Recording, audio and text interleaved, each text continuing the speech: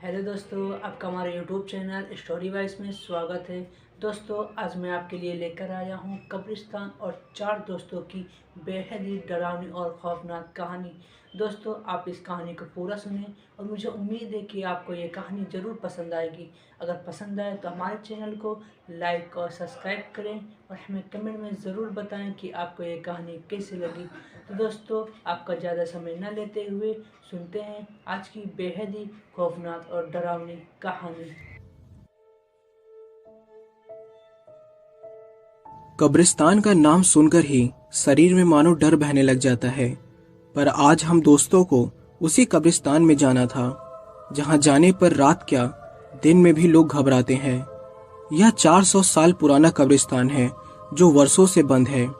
यहाँ कोई नहीं जाता और ये शहर से करीब 8 किलोमीटर दूर स्थित है। प्रवीण और उसके साथियों से शर्त जो लगी है कि जो इस कब्रिस्तान के आखिरी छोर पर स्थित पानी के तालाब से कमल का फूल लेकर आएगा, उसे शर्त के अनुसार कॉलेज में यूनियन का हेड बना दिया जाएगा और हारने वाला जीतने वाले की हर बात मानेगा। मैं, राजीव, सौरभ, प्रवीण और रोहन दूसरी तरफ गए और गेट से हम पांचों अलग हो गए। कब्रिस्तान इतना बड़ा है कि हम लोग अलग होने के बाद शायद एक दूसरे से ना मिलें। अंत में सभी को गेट पर ही आना था। मैं जल्दी जल्दी अंदर जाने लगा क्योंकि हेड बनना बहुत बड़ी बात थी। जैसे ही मैं आगे की ओर पहुंचा तो एक लड़की कब्र के ऊपर बैठकर रो रही थी। पहले तो मैं उसे देखकर काफी डर गया कि इतनी रात को यहाँ यह लड़की कौन है, कोई भूत वूत तो नहीं। पर वह इतनी जोर जोर से सिसकियां लेकर रो रही थी कि मुझे लगा कि उसे जाकर पूछना चाहिए कि क्या हुआ है। मैंने पास जाकर उसके कंधे पर हाथ रखा और बोला, क्या हुआ? उस लड़की ने अपना चेहरा ऊपर किया और उसकी आंखों के आंसू गुस्से में बदल गए थे। चेहरा इतना डरावना कि जिंदगी में शायद ही कभी इतना खौफनाक चेहरा देखा होगा। उस भयानक चेहरे से मैं 10 कदम पीछे हो गया और खिसकते खिसकते मैं पीछे की कब्र से टकरा गया। उस समय बस दिमाग में यही आया कि जल्दी से जल्दी भाग निकलूं। मैं दौड़ा और जल्दी ही बाहर निकलने के लिए भागा। कुछ देर दौड़ने पर भी मुझे रास्ता नहीं दिखा। मैं बस रास्ते की तलाश में आगे बढ़ रहा था, पर पीछे से एक तेज आवाज आई, विहान रुको, रुको विहान, कहाँ जा रहे हो? मुझे बचा लो प्लीज। मैं उस आवाज की तरफ पलटना नहीं चाहता था, पर वह आवाज मुझे जानी पहचानी सी लग रही थी, तो मैं पीछे पलटा। मैंने देखा कि वह राजीव था। उसके सिर से खून बह रहा था। मैंने कहा कि क्या हो गया तुझे? वह बहुत घबराया हुआ था। मुझे लगा उसने भी उसी भयानक लड़की को देखा है। वह बोला, हमारे तीनों दोस्तों को एक बुरी आत्मा ने मार डाला। वह मुझे भी मारने वाली थी, पर मैं वहां से भाग निकला। हमें जल्दी से जल्दी यहाँ से निकलना होगा। मैंने उससे कहा, हाँ राजीव, मैंने भी उस लड़की को देखा, बहुत डरावनी थी वो, चलो जल्दी यहाँ से। मैंने उसका हाथ पकड़ा और भागने लगा। कुछ कदम भागा ही होगा कि मैंने देखा कि राजीव का हाथ बहुत भारी होने लगा और वह नीचे गिर गया और उसके अंदर से उस लड़की की आत्मा निकल गई। मैं जमीन पर गिरे राजीव को उठाने लगा। जल्दी उठ राजीव, यहाँ हमें ये मार डालेगी। वहां का खौफनाक सन्नाटा और चमगादड़ों की आवाज और वह लड़की जो कि एक प्रेत आत्मा थी, बहुत जोर जोर से हंसने लगी। अब तुम्हारा दोस्त कभी नहीं उठेगा विहान, इतना कहकर वह हंसने लगी।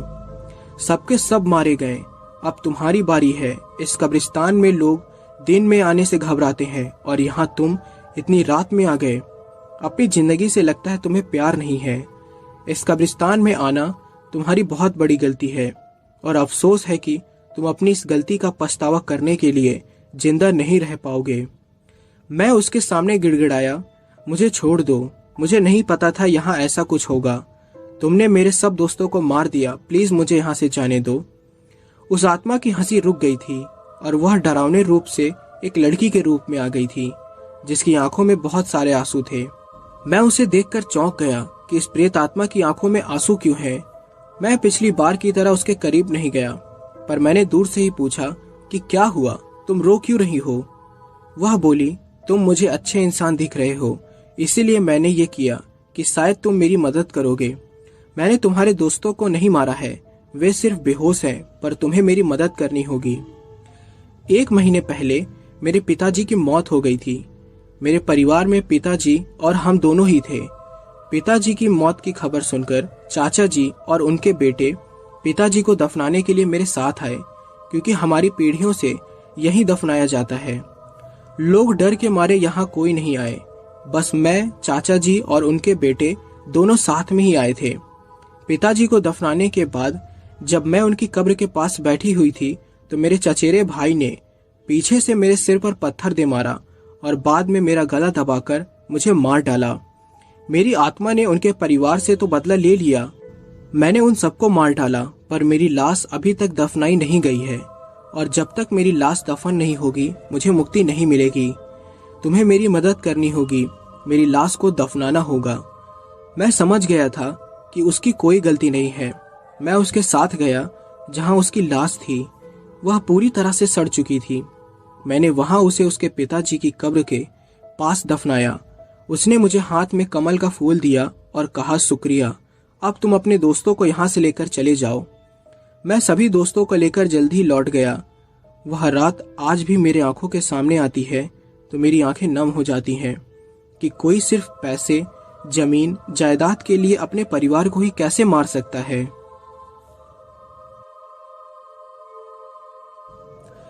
मेरा नाम अंजलि सिंह है और मैं बेंगलोर की रहने वाली हूँ। तो दोस्तों, आज मैं आपको अपने साथ बीती एक छोटी सी घटना शेयर करना चाहती हूँ। ये बात तकरीबन 20 वर्ष पहले की है और ये घटना उस वक्त की है जब मैं 10 साल की थी। पापा का ट्रांसफर हुआ था एक दूसरे शहर में और हम पापा के साथ ही रहते थे। इसलिए ट्रांसफर की बात पता चलने पर हम तैयारी करने लग गए और फिर कुछ दिनों बाद हम वहां पहुंच गए। यहाँ पर सब ठीक था, लेकिन बस एक परेशानी थी मेरे एडमिशन को लेकर, और वो समय अक्टूबर का रहा होगा। सभी स्कूलों में क्लासेस चल रही थी, इसलिए बीच में किसी अच्छे स्कूल में एडमिशन नहीं मिल रहा था। ऐसा अक्सर ही होता था। इससे पहले भी जहाँ ट्रांसफर हुआ था उस वक्त भी न्यू स्कूल में एडमिशन नहीं मिल पाता था और प्राइवेट और सरकारी स्कूल में तब भी इतना ही अंतर था जितना आज है। इसलिए पापा का सोचना था कि किसी प्राइवेट स्कूल में ही एडमिशन हो जाए तो अच्छा हो जाए। इसलिए पापा अपने मिलने जुलने वालों से बात कर रहे थे। तो 1-2 दिन बाद पापा के उन्हीं जान पहचान वालों में से एक दोस्त ने बताया कि उनकी बेटी एक कॉन्वेंट स्कूल में जाना शुरू किया है एज अ टीचर। इसलिए उनका कहना था कि मेरा एडमिशन वहां हो जाएगा और कुछ ही महीनों की तो बात है, फिर किसी अच्छे स्कूल में डाल देंगे। यही सोचकर पापा इसके लिए तैयार हो गए और मैंने नए स्कूल में जाना शुरू कर दिया। स्कूल काफी दूर था, इसलिए मैं रोज दीदी के साथ ही जाती थी और उन्हीं के साथ वापस आती थी। इसलिए स्कूल खत्म होने के बाद भी मैं स्कूल में ही रुकती थी और उनके काम के खत्म होने का इंतजार करती, और जब उनका काम खत्म हो जाता तो हम लोग घर के लिए निकल पड़ते। स्कूल खत्म होने के बाद मैं वैसे तो अक्सर सभी टीचर्स के साथ ही बैठी रहती थी, उनका काम करने का तरीका देखती रहती या कभी कभी पढ़ने लग जाती। लेकिन उस दिन मैं प्लेग्राउंड में चली आई। हमारा प्लेग्राउंड बहुत बड़ा था।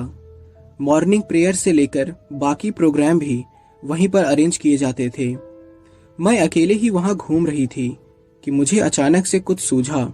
हमारे प्लेग्राउंड की दीवार जो ज्यादा ऊंची नहीं थी, वहां से कब्रिस्तान दिखाई पड़ता था। कब्रिस्तान पास ही था, इसलिए उसमें कब्रों के ऊपर लगे स्टोन और कब्रों के उभार साफ नजर आते थे। इसलिए मेरे दिमाग में एक आइडिया आया। मैंने सोचा क्यों ना इन कब्रों को ही गिना जाए। ऐसा सोचकर मैं उन कब्रों को गिनना शुरू कर दिया। 1, 2, 3, 4 इस तरह करते करते मैंने 13 तक गिन डाले। मुझे ऐसा करके बड़ा मजा आया और मैंने इसके बारे में किसी को कुछ नहीं बताया। और अब तो मैं रोज ही ऐसा करने लगी, कब्रें गिनती और खुश होती और वहीं खड़े उन कब्रों को देखती रहती। ऐसा करने पर मुझे डर नहीं लगता था। हर रोज दोपहर को मेरा यही खेल था। रोज की तरह उस दिन भी मैंने दीदी को बोला कि मैं खेलने जा रही हूँ और ग्राउंड में आ गई और मैंने फिर से कब्रें गिनना शुरू कर दिया। 1, 2, 3 इस तरह करते करते मैंने 8 तक गिना। मैंने कहा 8? आज और कब्रें क्यों नहीं दिखाई दे रही मुझे? मैंने खुद से पूछा कि यार उस दिन तो मैंने 13 कब्रें गिनी थी, तो ये आज 8 कैसे हो गई? मैंने फिर से एक बार गिनने की कोशिश की, लेकिन इस बार भी उतनी ही कब्रें थी, यानी कि 8। अब तो मैंने बार बार गिनना शुरू कर दिया, लेकिन ये क्या, ये तो एक एक करके गायब हो रही है। मेरी आंखों को अब एक भी कब्र पर लगा स्टोन और उभार नजर नहीं आ रहा था। इसी बीच मेरे सर में बहुत तेज दर्द होने लगा और मैं बुरी तरह डर गई। उस प्लेग्राउंड में कोई नहीं होता था और मैं अकेले ही वहां जाती थी, इसलिए अब मैं बहुत तेजी के साथ वहां से भागी और दीदी के पास जाकर बैठ गई। उस दिन घर आते आते मुझे बहुत तेज बुखार आ गया था। मम्मी को समझ नहीं आ रहा था कि मुझे बुखार कैसे आ गया। फिर उन्हें लगा कि शायद इसे ठंड लग गई है, पर अब मैंने मम्मी को सारी बात बता दी। मम्मी से मुझे बहुत सारी डांट पड़ी और दोबारा ऐसे ना करने के लिए बोला गया। उस दिन के बाद मैंने दोबारा कभी कब्रें गिनने की कोशिश नहीं की, लेकिन हालांकि मेरा मन बहुत किया करता था, लेकिन मजबूरी थी, क्योंकि उस वाक्यों को याद करते ही मेरे मन में एक अजीब सी डर पैदा हो जाती थी। ये बात साल 2015 की है, जब मनोज लोनावला पुणे के कॉलेज में पढ़ता था। शांत स्वभाव होने के कारण उसके दोस्त ना के बराबर थे और माता पिता से भी कोई खास अच्छा रिश्ता नहीं था। एक बहन थी जिसकी शादी 2 साल पहले हो चुकी थी और एक गर्लफ्रेंड जिसकी वो ज्यादा फिक्र नहीं करता था। कुल मिलाकर कहें तो उसकी जिंदगी अपने तक ही सीमित थी। कॉलेज बहुत बड़ा था और स्टूडेंट्स को सारी सुविधाएं भी कॉलेज के अंदर ही अवेलेबल करा दी जाती थी, तो बाहर जाकर कुछ खरीदने का सवाल ही नहीं होता था। कॉलेज के तीसरे साल में होने और दोस्त के ना के बराबर होने के कारण मनोज को एकांत बहुत ज्यादा पसंद था। वो ज्यादातर अकेला रहना ही पसंद करता। आज यूं ही बिना कुछ सोचे समझे अपनी मोटर बाइक निकालकर बस हाईवे पर निकल पड़ा। मोटर बाइक पर अकेले मीलों घूमकर आना उसे सुकून देता था, पर आज वह सुबह से ही बहुत ज्यादा उदास, परेशान और गुस्से में था। हाईवे पर एक छोटी सी चाय की दुकान के पास रुककर उसने चाय मंगाई और चाय पीते पीते उसने अपने पिता को फोन लगाकर पैसे भेजने की बात कही, पर परीक्षा में कम नंबर आने और 2 सब्जेक्ट में फेल होने की बात पता चलते ही उन्होंने पैसे भेजने से साफ इनकार कर दिया। मनोज को पैसों की बहुत जरूरत थी, तो उसने सोचा क्यों ना बहन को फोन करे या फिर गर्लफ्रेंड से ले ले। इसे उधेड़-बुन में उसने पहले गर्लफ्रेंड को फोन लगाया और उससे बातें करने लगा, पर बात होने के बजाय दोनों की लड़ाई होने लगी और जाने कहां की बात कहां तक पहुंच गई और दोनों ने एक दूसरे से कभी न बात करने के वादे के साथ फोन काट दिया। एक अजीब सी चिढ़ उसके मन में हो गई थी और आज सुबह से ही सब बुरा सा हो रहा था उसके साथ। उसने फिर मोटर बाइक उठाई और हाईवे पे निकल गया। तभी अचानक जोर की बारिश होने लगी, लेकिन उसे तो जैसे कुछ सूझ ही नहीं रहा हो, बस बढ़ता चला जा रहा था। मोटर बाइक चलाते हुए कब रात के 8 बज गए उसे पता ही नहीं चला। अब तक बारिश भी रुक गई थी, पर अधिक बारिश होने के कारण हर तरफ कीचड़ ही कीचड़ था। हाईवे से एक रास्ता घने जंगल की तरफ निकलता था, जो बहुत सुनसान और वीरान था। रात में उधर जाने की हिम्मत भी कोई नहीं करता था और उन्हीं वीरान जंगलों के बीच एक कब्रिस्तान था। क्योंकि मनोज भूत प्रेत में विश्वास नहीं रखता था और ना ही डरता था, तो मोटर बाइक एक तरफ लगाकर कब्रिस्तान में दीवार फांद के घुस गया। मन तो पहले से ही काफी परेशान था, इसलिए बिना कुछ सोचे समझे जाकर एक साफ सुथरी कब्र पर बैठ गया। नाम पढ़ा तो पता चला कि एडवर्ड नाम का कोई व्यक्ति था। अभी सोच ही रहा था कि कहीं से किसी के चलने की आवाज सुनाई दी। चारों तरफ बारिश के कारण कीचड़ ही कीचड़ था और दूर दूर तक पसरा सन्नाटा। चलने की आवाज और साफ सुनाई देने लगी। इधर उधर देखा तो उसे लगा कि कोई चौकीदार होगा शायद, पर थोड़ी दूर पर कोई आता दिखाई दिया। उस इंसान ने फौज के कपड़े पहन रखे थे। जब वो और भी पास आया तो उसकी नीली आंखें, भूरे बाल और दूध सा सफेद रंग साफ दिखाई देने लगा। मनोज पहले तो समझ नहीं पाया, पर जब उसे अपनी तरफ आते देखा तो उठ खड़ा हुआ और पूछा, कौन हो तुम? बिना कुछ जवाब दिए उसने इशारे से वो कब्र दिखाई जहां मनोज बैठा हुआ था। उसका चेहरा इतना शांत और निर्मल था कि उसे देखकर भी मनोज को डर नहीं लगा। उसने और पास आकर अपना हाथ मनोज के कंधों पर रखा। इतने करीब से वो पहली बार किसी रूह को देख रहा था। वो छाया इतनी हल्की थी, उसके आर पार सब कुछ दिखाई दे रहा था। अब तो मनोज को डर लगने लगा था कि अब पता नहीं वो रूह उसके साथ क्या करेगी।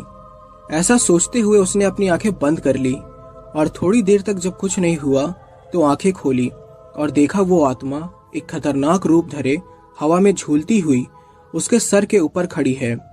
अब डर के मारे उसे काटो तो खून नहीं सा हाल हुआ जा रहा था।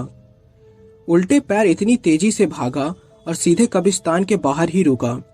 मोटर बाइक उठाई और वापस हाईवे की ओर मुड़ चला। अभी हाईवे पर ही पहुंचा था कि सड़क पर एक औरत दिखी जो लिफ्ट मांग रही थी। मनोज ने सोचा इतनी सुनसान सड़क पर कहां से आ गई ये लड़की। अभी मोटर बाइक रोकने ही वाला था कि उस लड़की के आधे जले चेहरे पर उसकी नजर पड़ी। अब तक उसको समझते देर न लगी कि वो एक हॉन्टेड एरिया में जा फंसा है और बिना रुके अपने हॉस्टल आ गया। अब वो खुद को सुरक्षित महसूस कर रहा था और घर वालों की अहमियत भी समझ आ रही थी। सबसे पहले अपने पापा को फोन लगाकर माफी मांगी और फिर गर्लफ्रेंड से अपने बर्ताव के लिए माफी मांगी और दोनों बातों में खो गए।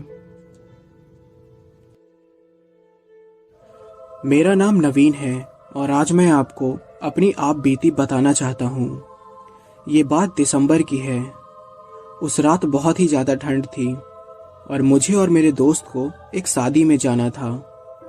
इतनी ठंड में परिवार का कोई भी सदस्य साथ नहीं जाना चाहता था, तो मैंने और मेरे दोस्त ने बाइक से ही जाने की सोची। क्योंकि परिवार नहीं जा रहा था तो हम कार नहीं ले गए। सोचा बहुत दिनों बाद दोनों दोस्त बाइक की खुली हवा में मस्ती करते हुए जाएंगे। बहुत दिनों बाद सब दोस्तों से मिलकर बहुत खुशी हुई। ठंड ज़्यादा थी तो हम जल्द ही वहाँ से निकल पड़े क्योंकि मुझे अपने दोस्त को भी उसके घर पर छोड़ना था। खुली बाइक पर दोस्त के साथ बहुत अच्छा लग रहा था और बातों ही बातों में कब उसका घर आ गया पता ही नहीं चला।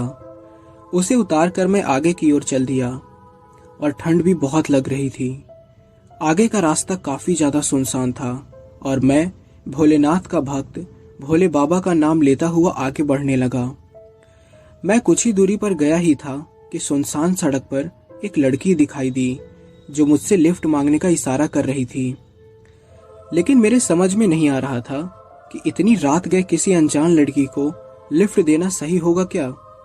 पर एक डर से यह भी लग रहा था कि अगर यह लड़की किसी गलत व्यक्ति के हाथ में लग गई तो इसकी पूरी जिंदगी बर्बाद हो सकती है। मन में कई तरह के ख्याल आ रहे थे कि इतनी रात को यह सुनसान जगह पर क्या कर रही है, वो भी अकेली। फिर सोचा कि खुली बाइक पर डर कैसा यार, बंद गाड़ी में हो सकता था कि यह मुझ पर कोई गलत इल्जाम लगा सकती है। बाइक पर उसे उसके घर छोड़ने में मुझे कोई परेशानी नहीं लगी, सो मैंने उसे बाइक पर बैठाकर चल दिया। वह मुझे अपने घर का रास्ता बताने लगी और मैं चुपचाप चलने लगा। उसने मुझे एक सुनसान जगह पर बाइक रोकने का इशारा किया तो मैं रुक गया। वह उतरकर मुझसे धन्यवाद कहने लगी। वह बार बार मुझसे रिक्वेस्ट करने लगी कि आप मेरी माँ से मिलकर जाएं।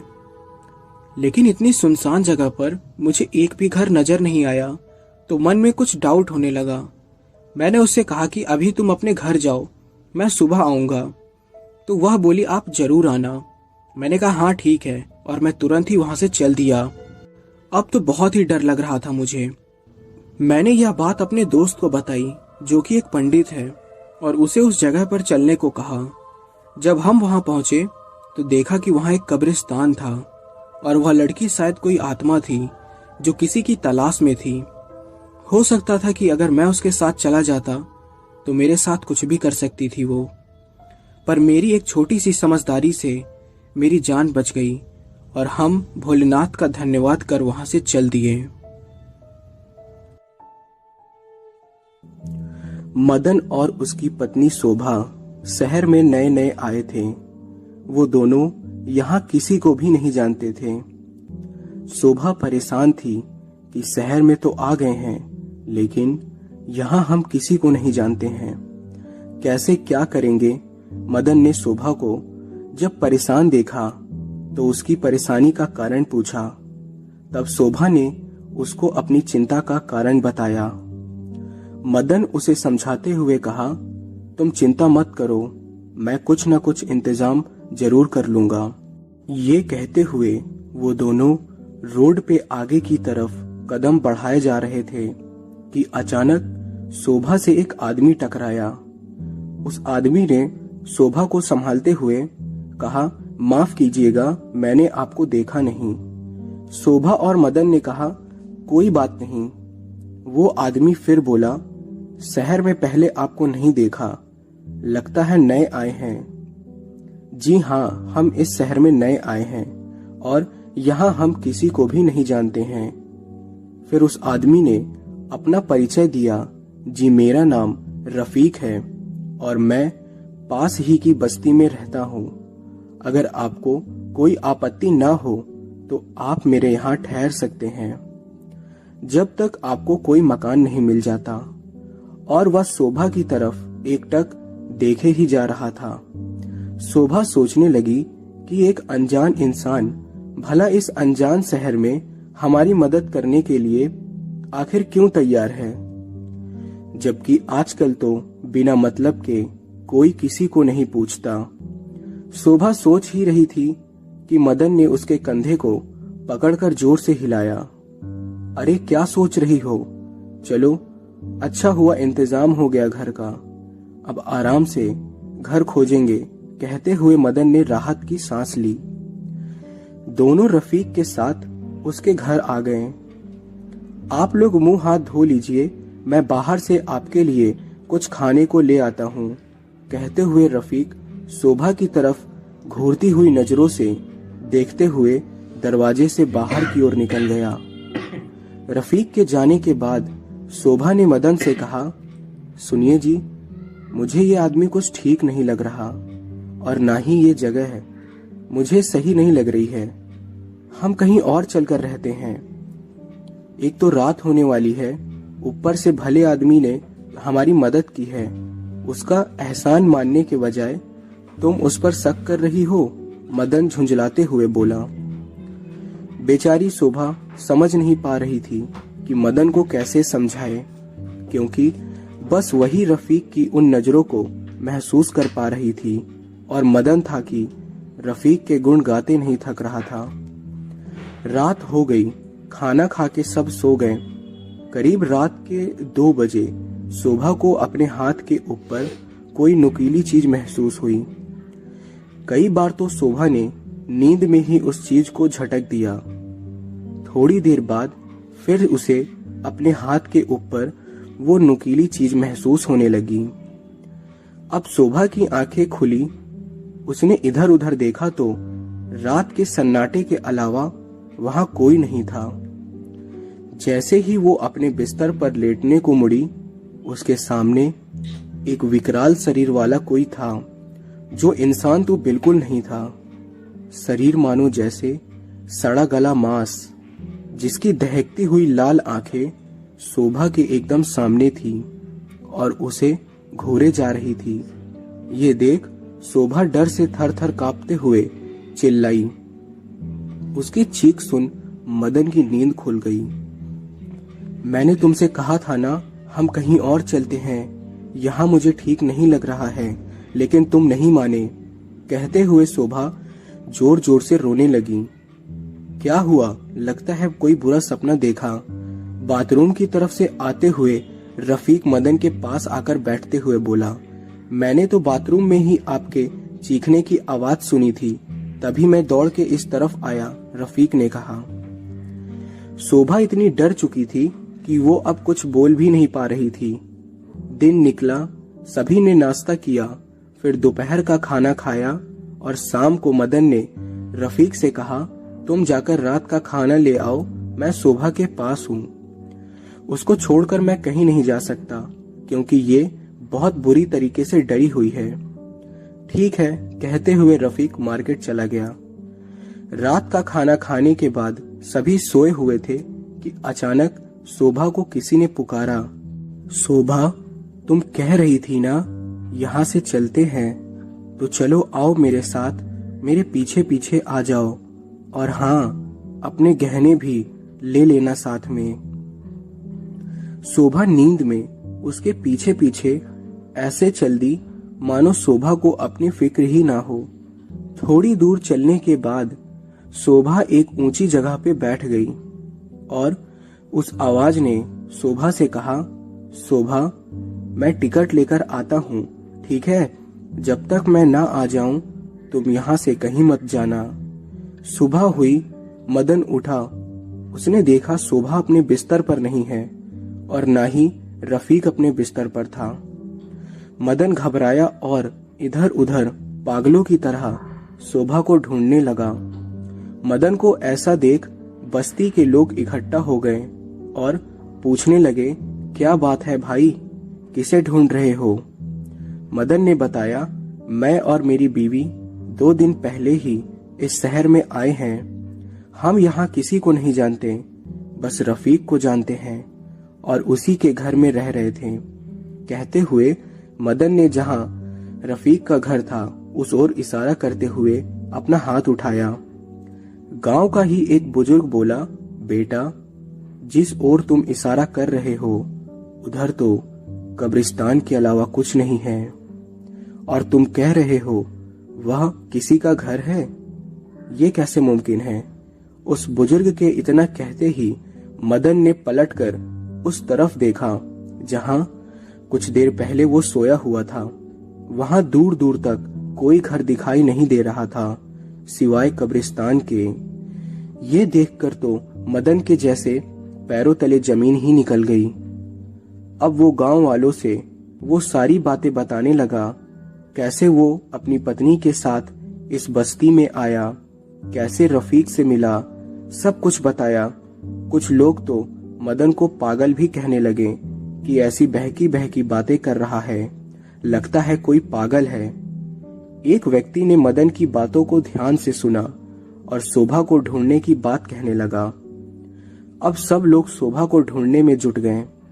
सारे गांव में ढूंढ लेने के बाद भी शोभा कहीं नहीं मिली। किसी ने कहा, क्या घर की छतों पर भी देखा है? फिर सभी अपने अपने घरों की छत पर चढ़ गए। एक लड़के ने अपनी छत से आवाज लगाई, एक औरत सामने वाली छत पर बैठी है। जैसे तैसे करके सीढ़ी लगाकर लोग छत पर चढ़ जाते हैं और मदन भी साथ में चढ़ गया। ऊपर जाकर देखा तो शोभा छत पर ऐसे बैठी थी जैसे मानो किसी का इंतजार कर रही हो। मदन ने शोभा के सर पर हाथ रखा और पूछा, शोभा, तुम यहाँ क्या कर रही हो? बेसुध सी शोभा ने जवाब में जो कहा उसे सुनकर सबके होश ही उड़ गए। शोभा ने कहा, मेरे पति ट्रेन की टिकट लेने गए हैं, मुझे यहाँ बैठने को कह गए हैं और मैं अपने सारे गहने भी ले आई हूँ, बस अभी आते ही होंगे। इतना कहकर शोभा बेहोश हो गई। आश्चर्य की बात तो ये थी कि जिस घर की छत पर शोभा बैठी हुई थी उस छत पर चढ़ने का कहीं से भी कोई रास्ता नहीं था, ना सीढ़ियां थी और ना ही कोई और रास्ता था। तो दोस्तों, यही तो सवाल है कि कैसे शोभा छत पर चढ़ गई जबकि ऊपर चढ़ने का कोई भी रास्ता नहीं था। क्या आप मुझे कमेंट में बता सकते हैं? तो आइए बढ़ते हैं अपनी अगली कहानी की ओर। दोस्तों, यह कहानी मुझे फरीन जिया जी ने भेजी है और यह घटना स्पेन की श्रीमती मारिया परेरा के साथ 1971 में उनकी रसोई में ही घटी थी। दरअसल उनकी रसोई के हर एक दीवार पर एक अजीब सा और खौफनाक चेहरा दिखाई देता था। उस चेहरे को देखकर श्रीमती परेरा कुछ हैरान तो हुई, मगर आंखों का भ्रम समझकर फिर से अपने काम में लग गईं। कुछ देर बाद उन्होंने नजर घुमाई, तब भी वो चेहरा ज्यों का त्यों वहां बना हुआ था। इस पर श्रीमती परेरा ने सोचा, शायद इस स्लैब पर जमी धूल से ये अजीब निशान से चेहरे जैसा निशान कुछ बन गया होगा। तो उन्होंने उसे झाड़ पोंछकर रगड़कर मिटाना चाहा, लेकिन चेहरा अपनी जगह टिका रहा। वह एक औरत का चेहरा था और उस पत्थर में एकदम साफ दिख रहा था। अब तो श्रीमती परेरा परेशान हो गईं। लोगों की सलाह पर उन्होंने वहां सीमेंट का नया प्लास्टर तक करवा डाला, पर वो चेहरा उस प्लास्टर में भी दिखने लगा, बल्कि अब तो रसोई में दीवारों और फर्श पर भी चेहरा दिखने लगा। अजीब बात ये थी कि कभी ये चेहरा गायब हो जाता, लेकिन थोड़ी देर बाद फिर दिखने लगता। उन चेहरों का भाव भी धीरे धीरे बदलता हुआ दिखाई देने लगा था। अब तो श्रीमती परेरा की रसोई की खबर दूर दूर तक फैल गई। पूरे शहर के लोग भी उनकी रसोई में झांकते चेहरों की एक झलक पाने के लिए लाइन लगाकर खड़े रहने लगे। उधर श्रीमती परेरा को न जाने क्या सूझी कि उन्होंने हर एक ऐसे शख्स से फीस वसूलनी शुरू कर दी। जब ये खबर नगर अधिकारियों तक पहुंची तो उन्होंने हस्तक्षेप करके देखने और दिखाने का ये सिलसिला बंद करवा दिया। इत्तेफाक से उन्हीं दिनों जर्मनी की फ्रीबर्ग यूनिवर्सिटी के नामी पैरानॉर्मल एक्सपर्ट डॉक्टर हैंस बैंडर उस शहर में आए हुए थे।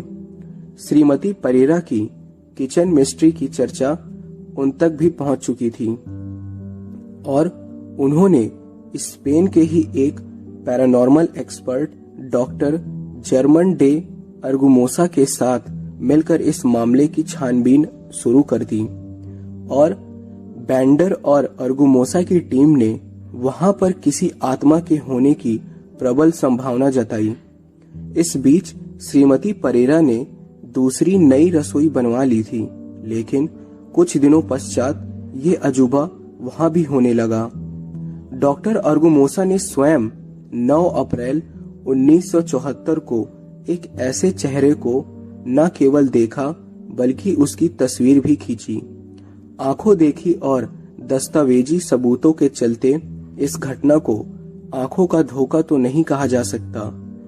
ऐसा क्यों होता था, इसका उत्तर आज तक नहीं मिल सका है, परंतु श्रीमती परेरा की उस रसोई का फर्श खोदने पर वहां दफन कुछ पुरानी हड्डियां अवश्य मिली। यह भी सुनने में आया कि जिस जमीन पर वो घर बना था कभी वहां एक कब्रिस्तान था। तो आइए दोस्तों बढ़ते हैं अपनी अगली कहानी की ओर। दोस्तों यह कहानी हमें भेजी है राजू मेहता जी ने छत्तीसगढ़ से। तो आगे की कहानी मैं उन्हीं के पॉइंट ऑफ व्यू से सुनाऊंगा। बहुत दिनों से मुझे सिर्फ डरावने सपने ही आ रहे हैं। पता नहीं क्या हो गया है, कभी कभी तो इतना ज्यादा डरावने सपने आते हैं कि मेरी नींद ही खुल जाती है और मैं पसीने से नहा जाता हूँ। कभी कभी तो लगता है कि मैं आत्महत्या ही कर लूं, लेकिन उसके लिए भी हिम्मत चाहिए जो शायद मेरे पास नहीं है। मुझे डरावने सपने आने का सिलसिला तब शुरू हुआ जब मैंने एक पेड़ के नीचे टॉयलेट कर दिया था। उस दिन के बाद से आज तक मैं रोज रात को डरावना सपना देखता हूँ। दरअसल एक दिन मैं अपने दोस्तों के साथ एक हिल स्टेशन गया था। वहां हम लोग खूब मस्ती कर रहे थे।